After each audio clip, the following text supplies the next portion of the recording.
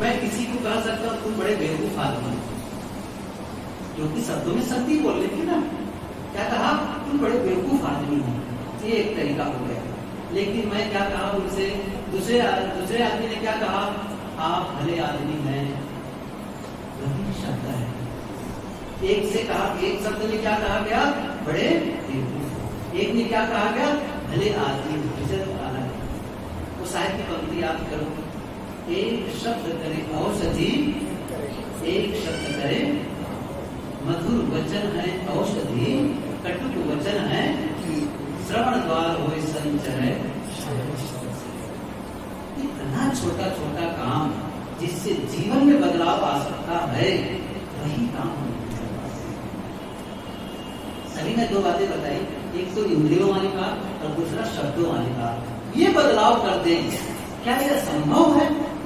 क्या जो आदमी गाली दे सकता है वो आदमी मीठा नहीं बोल सकता है?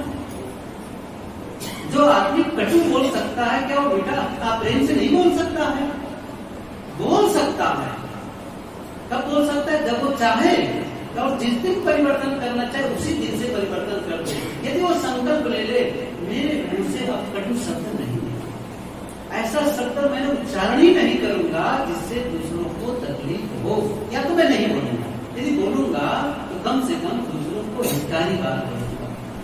अच्छी ये साहब तो न जाने कितनी बातें इस पर कही है, सबको याद भी है। ऐसी वाणी बोलिए मन का आपा कोई, और को शीतल करे आंख शीतल। और यह परिवर्तन आप नहीं करेंगे तो 1000 देवी देवताओं की पूजा कर लो, जीवन नहीं बदलेगा। 1000 आप तीर्थों में जाकर के, मंदिरों में जाकर के आप दान दक्षिणा करके पूजा आरती करेंगे, जीवन नहीं बदलेगा।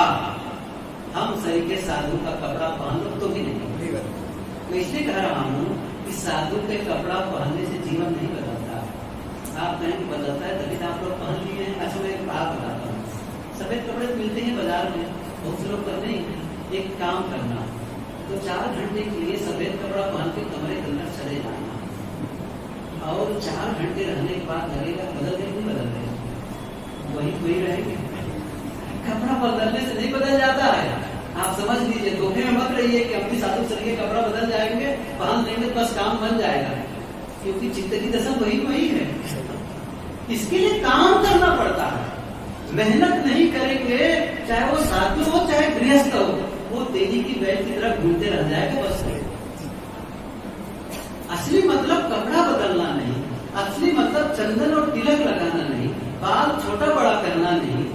महत्वपूर्ण है खुद के भीतर जाकर के वो छीनी हथौड़ी लेकर के छीनना, आत्मनिर्माण करना, गलतियों को निकालना।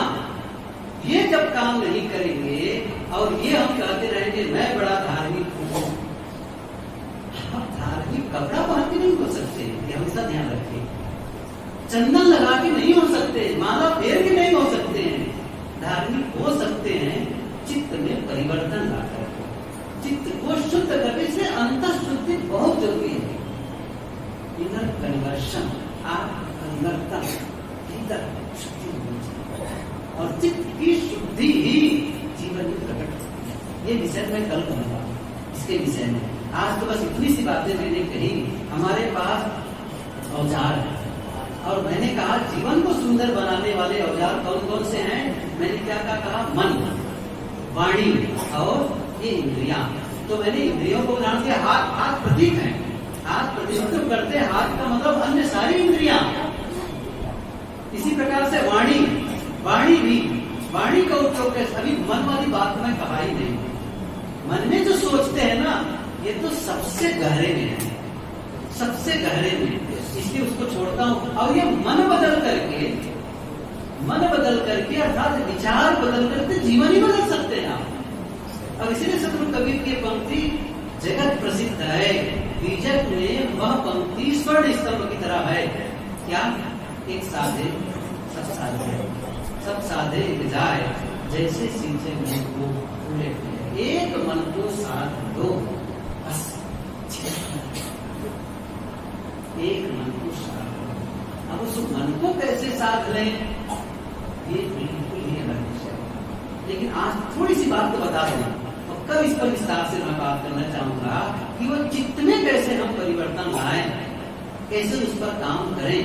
तो आज इतनी सी बात है कि आप सोच कैसे, जिसमें वाणी के बारे में बताया, इंद्रियों के बारे में बताया, ऐसे विचार अकेले आप बैठे मन में आंखें बंद कर ली, फिर सोच रहे हैं कि किसी आदमी के जिसके प्रति लगता है वो मेरा विरोधी है, उसको आपने दुश्मन मान लिया, और क्या सोच रहे हैं, उसके घर आग लग जाए, उसका एक्सीडेंट हो जाए।